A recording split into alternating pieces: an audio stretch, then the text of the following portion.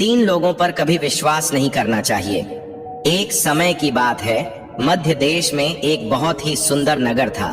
उस नगर में एक चोर रहता था जो छोटी मोटी चोरी करके अपने परिवार का पालन पोषण करता था, लेकिन उस चोरी के धन से उसके परिवार का पूरी तरह से खर्च नहीं चलता था। एक दिन उसने सोचा, पाप तो पाप होता है, चाहे छोटा हो या बड़ा। मैं चाहे छोटी चोरी करूं या बड़ी, रहूंगा तो चोर ही। पकड़े जाने पर दंड भी उतना ही मिलेगा, तो क्यों ना मैं बड़ी चोरी करूं।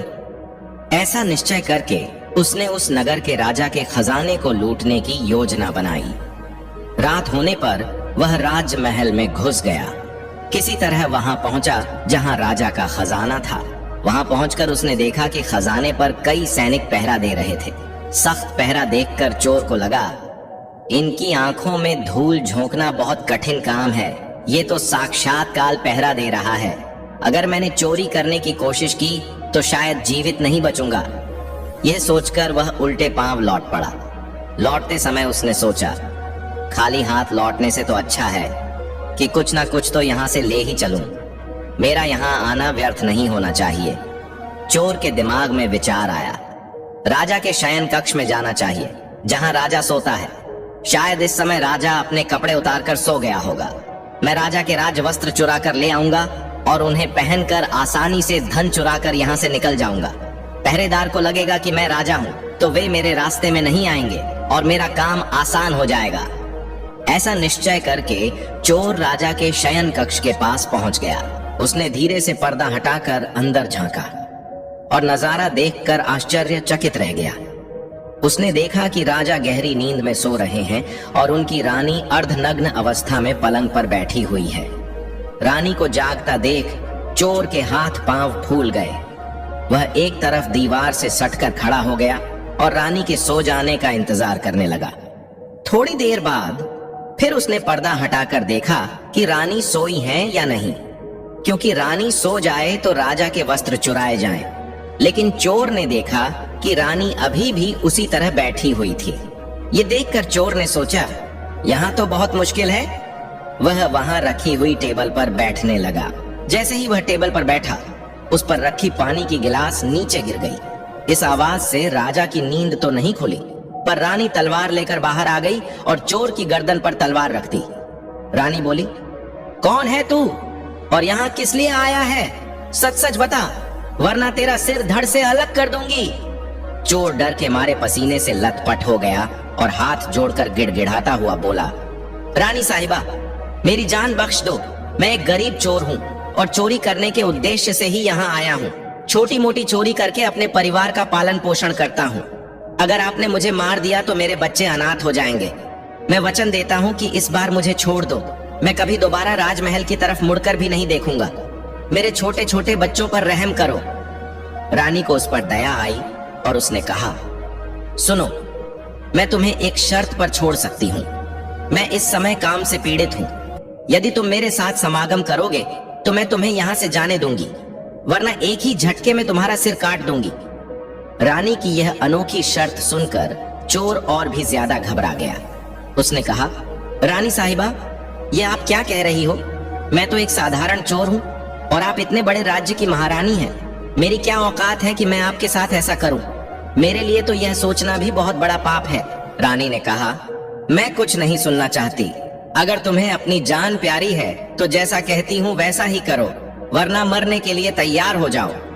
रानी का ऐसा प्रस्ताव सुनकर चोर की जान हलक में अटक गई। वह सोचने लगा, आज मैं बहुत बड़ी मुसीबत में फंस गया हूँ। अगर रानी की बात नहीं मानी तो भी मारा जाऊंगा और मान ली तो भी मारा जाऊंगा। चोर बहुत बड़ी दुविधा में पड़ गया कि आखिर क्या करूं। अंत में उसने रानी के साथ समागम करने की बात को स्वीकार कर लिया और बोला, रानी साहिबा, मुझे 5 मिनट का समय दे दो। मुझे बहुत जोर से लघु शंका लगी है। पहले मुझे लघु शंका से निवृत्त होने दो, उसके बाद आप जैसा कहोगी मैं वैसा ही करने के लिए तैयार हूँ। रानी ने तुरंत तलवार के इशारे से शौचालय की तरफ इशारा कर दिया और चोर उस दिशा में चल पड़ा। रानी वहीं खड़ी होकर उसके लौटने का इंतजार करने लगी। चोर ने इस बीच रानी की नजर से बचकर वहां से भागने की कोशिश की। भागते भागते जब वह द्वार पर पहुंचा तो द्वार पर तैनात सैनिक ने उसे पकड़ लिया और उससे पूछताछ करने लगा। चोर डर से कांपता हुआ सच सच बताने लगा, मैं एक चोर हूं और राजमहल में चोरी करने आया था, लेकिन रानी ने मुझे पकड़ लिया और छोड़ने के बदले एक शर्त रखी थी कि मैं उसके साथ समागम करूं, इसलिए मैं लघु शंका का बहाना बनाकर वहां से भाग आया। सैनिक ने कहा, देख भाई, मैं तुझे एक शर्त पर जाने दूंगा। तुम्हें पुनः रानी के पास लौटकर जाना होगा और कहना होगा कि तुम उसके साथ समागम करने के लिए तैयार हो, लेकिन उससे पहले तुम्हें अपने हाथों से राजा को मारना होगा। सैनिक की यह शर्त सुनकर चोर के पांव तले जमीन खिसक गई। उसने सोचा, अब तो मौत निश्चित है। अगर मैंने रानी से यह बात कही तो रानी मेरा सिर काट देगी।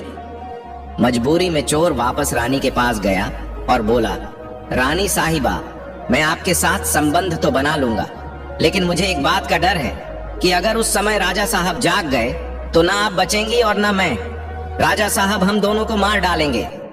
इसलिए आपको एक काम करना होगा, आप अपने हाथ से राजा का सिर काट दीजिए, फिर हम निडर हो जाएंगे। अगर आप इतना कर सकें तो मुझे आपकी शर्त मंजूर है, वरना मैं आपके हाथों मरना उचित समझूंगा। आप मुझे मार दीजिए। काम के वशीभूत रानी चोर से कहने लगी, ठहरो, ये कौन सी बड़ी बात है, मैं अभी राजा साहब को मौत के घाट उतार देती हूँ। इतना कहकर रानी ने दोनों हाथों से तलवार पकड़ी और सोए हुए अपने पति का सिर काट दिया। जब रानी ने राजा का सिर काट दिया तो सारा कमरा खून से लथपथ हो गया और राजा के खून से रानी भी भीग गई।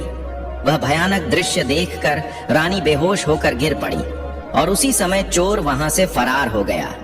सुबह राजमहल में शोर मच गया कि कोई राजा साहब को मार गया, मगर राजा को मारने वाले का कोई पता नहीं चल पा रहा था। सब लोग बड़े आश्चर्य में थे कि राजा को सोते हुए किसी ने मार डाला। इधर रानी भी दहाड़ मार मार कर रो रही थी। इस रहस्य को पूरे राजमहल में केवल वही सैनिक जानता था कि रानी और उस चोर में से किसी एक ने ही राजा को मारा है, परंतु उसने इस बात की चर्चा किसी से नहीं की। राजा के अंतिम संस्कार की पूरी तैयारी हो चुकी थी। उधर रानी ने घोषणा की कि वह अपने राजा के साथ सती होना चाहती है। यह जानकर किसी ने रानी पर संदेह नहीं किया, क्योंकि अगर रानी ने राजा को मारा होता तो वह राजा के साथ सती क्यों होती। इधर रानी सारे श्रृंगार करके राजा के साथ चिता पर जाकर बैठ गई। राज्य के सभी लोग एक एक करके चिता पर लकड़ी रख रहे थे और उन्हें नमन करके पीछे लौट रहे थे। इस प्रकार सबसे अंत में वह सैनिक भी राजा की चिता पर लकड़ी रखने गया जो इस रहस्य को जानता था। उसने धीरे से रानी के कान में कहा, महारानी, आप तो सती हो जाएंगी, लेकिन मुझे इतना तो बता दीजिए कि राजा को आपने मारा था या उस चोर ने। यह सुनकर रानी चौंक पड़ी। वह समझ गई कि इसका मतलब इस भेद को यह सैनिक भी जानता है। रानी ने कहा, सुनो, राजा को ना तो मैंने मारा है ना उस चोर ने। अगर तुम्हें यह जानना है कि राजा को किसने मारा है तो तुम नगर से बाहर उत्तर दिशा में जो जंगल है उसमें चले जाओ। वहां एक कुटिया में एक बुढ़िया रहती है, वह तुम्हें इस रहस्य को जरूर बता देगी। सैनिक को यह रहस्य जानना था, इसलिए वह अगले ही दिन रानी के बताए अनुसार जंगल में चला गया। जंगल में पहुंचने पर उसे वह कुटिया दिखाई दी जिसमें वह बुढ़िया रहती थी। सैनिक उस बुढ़िया के पैर पकड़कर बोला, माँ जी, मैं एक रहस्य जानने के लिए आपके पास आया हूँ। राजा साहब की हत्या किसने की, मुझे बताइए। बुढ़िया माँ ने कहा, बेटा, अगर तुझे यह रहस्य जानना है तो तुझे एक काम करना होगा। मेरी कुटिया के बाहर एक बकरा बंधा हुआ है, तू अपनी तलवार से उसका सिर काट दे। सिर कटते ही बकरे की दाढ़ वहीं गिर जाएगी और उसका सिर हवा में उड़ने लगेगा। फिर तुम उस बकरे के सिर के कान पकड़कर लटक जाना। वह बकरे का सिर तुझे जिस जगह पर ले जाएगा वहां पहुंचकर तुझे तेरे सवाल का जवाब मिल जाएगा कि राजा को किसने मारा है। अब सैनिक ने वैसा ही किया। कुटिया के बाहर जो बकरा बंधा हुआ था, सैनिक ने उसका सिर काट दिया। सिर कटते ही वह हवा में उड़ने लगा। उसने झपटकर बकरे के दोनों कान पकड़ लिए। वह सिर उसे उस भयंकर वन के बीचों बीच ले गया।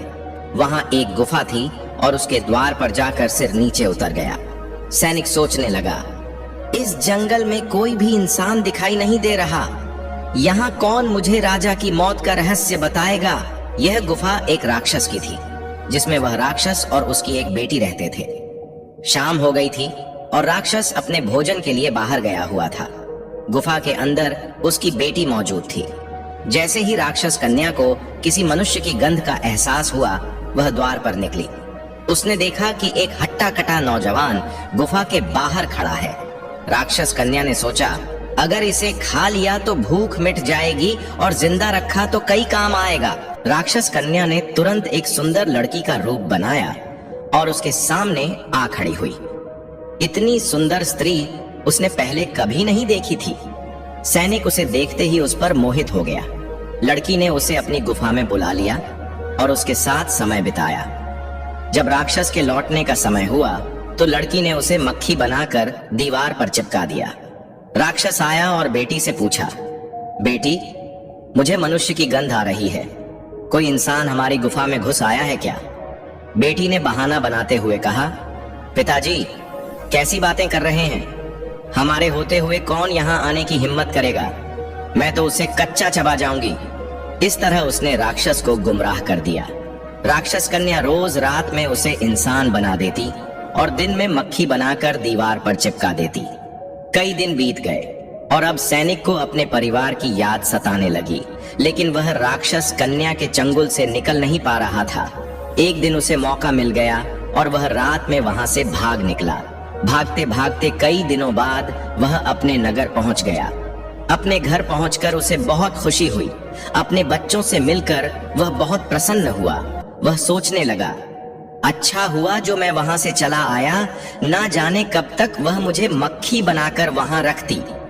इस तरह उस सैनिक के अपने घर पर रहते हुए काफी दिन बीत गए। एक दिन उसे फिर उस लड़की की याद आई। अब तो दिन रात वह उसके ख्यालों में खोया रहता। उसकी सुंदरता को याद कर उससे मिलने की इच्छा करता। उसके बिना ना खाना अच्छा लगता, न पीना। हर समय यही सोचता था कि उससे किस तरह मिलन होगा। सैनिक उस राक्षस कन्या से मिलने के लिए तड़पने लगा और उसने फिर से उसके पास जाने का निश्चय किया। उसने सोचा, पिछली बार तो मुझे उस बुढ़िया ने वहां पहुंचा दिया था, लेकिन अब मैं वहां से भागकर आया हूं, इसलिए मुझे रास्ते का भी ज्ञान नहीं है। क्यों ना एक बार फिर उस बुढ़िया की सहायता ले लूं? ऐसा सोचकर वह उस बुढ़िया की कुटिया पर पहुंच गया और हाथ जोड़कर बोला, हे माता, एक बार मुझे फिर से उसी स्थान पर भेज दो जहां पहले भेजा था। अब वह सैनिक राजा की हत्या का रहस्य भूल चुका था। राक्षस कन्या से मिलने की बेचैनी उसके अंदर बढ़ती जा रही थी। बुढ़िया समझ गई कि यह काम के वशीभूत है। उस बुढ़िया ने कहा, बेटा, पहले तो मेरे पास एक बकरा था जिसके कान पकड़कर तुम वहां चले जाते, अब तो वह भी नहीं है। अब मैं तुम्हें कैसे पहुंचाऊं? तब सैनिक ने कहा, हे माता, मैं जीवन भर आपका गुलाम रहूंगा। एक बार उस लड़की से मुझे मिला दो। बुढ़िया ने कहा, बेटा, मैं तुझे मिला तो दूंगी, पर इसके लिए तुझे अपने बेटे को मेरे पास लाना होगा। सैनिक बोला, यह कौन सी बड़ी बात है? इतना कहकर सैनिक अपने बेटे को बुलाकर ले आया। बुढ़िया ने कहा, बेटा, जिस तरह तुमने बकरे का सिर काटा था, उसी तरह तुम अपने बेटे का सिर भी काट देना। फिर उसी तरह इसका सिर भी हवा में उड़ने लगेगा। तुम इसका सिर पकड़ लेना और यह तुम्हें उसी स्थान पर पहुंचा देगा। काम के वशीभूत वह सैनिक अपने बेटे का सिर काटने के लिए तैयार हो गया। जैसे ही उसने तलवार लेकर बेटे का सिर काटना चाहा, तब उस बुढ़िया ने उसका हाथ पकड़ लिया और कहने लगी, ठहरो, यही तुम्हारे प्रश्न का जवाब है। चाहे कितने ही सगे हों, इन पर कभी भी विश्वास नहीं करना चाहिए। पहले राजा को ना चोर ने मारा था, ना रानी ने। राजा को हवस ने मारा था। जिस तरह काम वासना में अंधा होकर तुम अपने बेटे को मारने के लिए तैयार हो गए, उसी हवस के वशीभूत होकर मनुष्य अंधा हो जाता है और गलत से गलत काम भी कर जाता है। दूसरा, धन के लालच में आकर कोई भी किसी को मार डालता है। और तीसरा, क्रोधी व्यक्ति क्रोध में अंधा होकर सब कुछ भूल जाता है और वह सब कर डालता है जिससे जीवन भर उसे पछताना पड़ता है। क्रोध में उसकी बुद्धि विवेकहीन हो जाती है और वह अपना पराया कुछ नहीं देख पाता। इन तीनों से हमेशा बचकर रहना चाहिए, अन्यथा जीवन भर पछताना पड़ता है। मित्रों, आशा करते हैं कि आपको हमारी यह सुनाई गई कथा अच्छी लगी होगी। अगर आपको यह कथा अच्छी लगी तो प्लीज वीडियो को लाइक करें और चैनल को भी सब्सक्राइब करें और लास्ट तक कथा सुनने के लिए आपका धन्यवाद।